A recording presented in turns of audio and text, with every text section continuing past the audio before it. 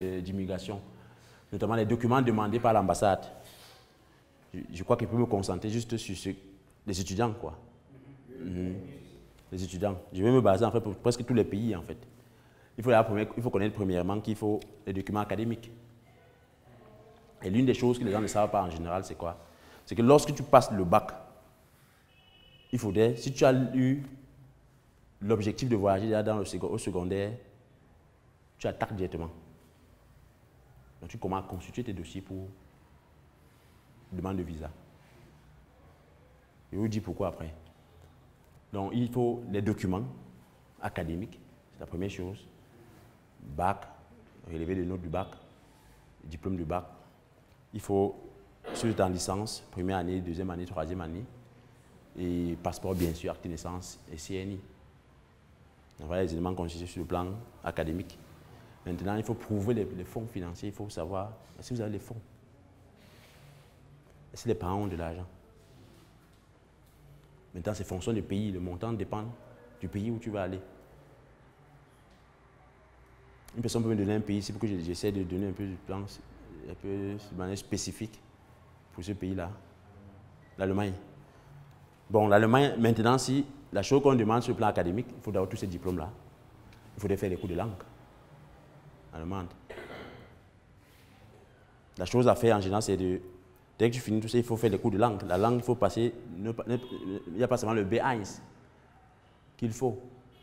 Il faut passer l'examen final qui te donne la capacité et qui te donne la possibilité de parler allemand ici au Cameroun avant de voyager. Parce qu'on a constaté que beaucoup de Camerounais, quand ils arrivent là-bas, ils ne partent plus effectivement à l'université. Ils font les petites formations où ils vont trouver le travail rapidement parce qu'on a investi sur eux, il faut qu'ils remboursent l'argent. Donc en général, ce qu'il faut au Cameroun, ici présentement, tous tes diplômes. Après, il faut faire les cours de langue. Il faut passer, surtout quand tu n'as pas la mention, passer le test de langue final là, qui donne la capacité. Souvent, on composait ça avant là-bas à l'époque.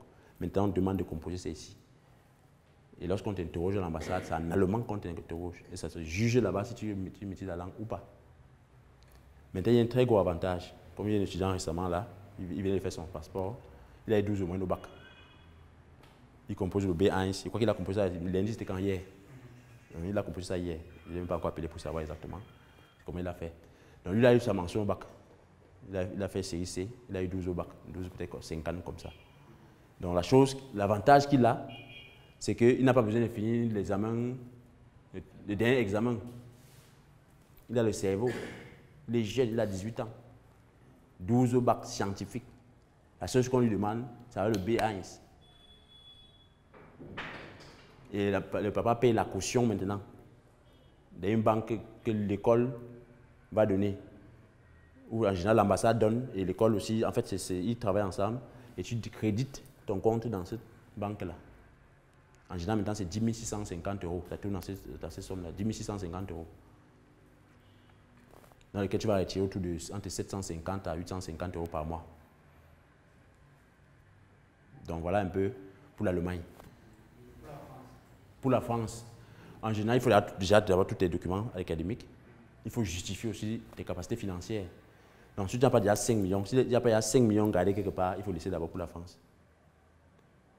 Il faut 5 millions au minimum pour la caution, pour déposer la caution. Il faut 5 millions au minimum.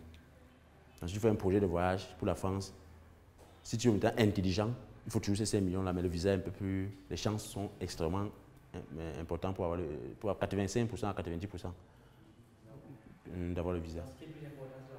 C'est la caution. Pareil pour les États-Unis aussi. Les États-Unis, la même chose, il faut une personne, ce qu'on appelle la prise en charge, une personne qui atteste qu'il a la capacité de te prendre en charge, par ses revenus, par son emploi, par sa maison, les charges qu'il a. Et en fonction de tout ça, s'il est capable de te prendre encore en charge aussi, et s'il est capable de t'ajouter dans ses charges, on juge tout ça. Pour les États-Unis, en général, il faut, si c'est pour les études, il faut d'abord, on joue ça avec des frais académiques. On joue ça avec tes frais académiques. Donc, il faudrait notamment voir, si par exemple tes frais académiques c'est 10 000 $, l'année, en général, on va te demander 3 à 4 fois ce montant-là. Il faut prouver un compte bancaire qui a au moins 30 à 40 000 $. Ce n'est pas les frais académiques qui restent sur, qui a seulement, il y a les logements, il y a la nutrition, au cas de maladie, urgence, tu fais comment? Il faut qu'ils voient ça au travers de la personne là qui a testé qu'il est capable de prendre en charge. Tu vois un peu.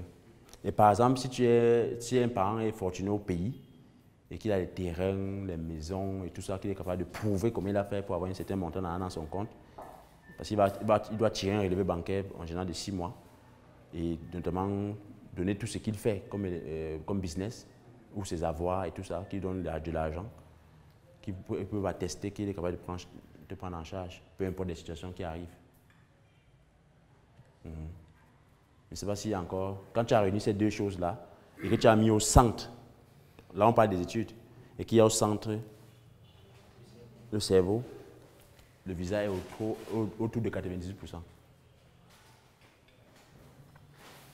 La seule chose en général qu'il faut faire, te préparer pour l'interview. Parce qu'il connaît les personnes qui ont eu tout ça, on lui pose une question sur le moment-là qu'il a envie de pisser sur lui. Il y en a.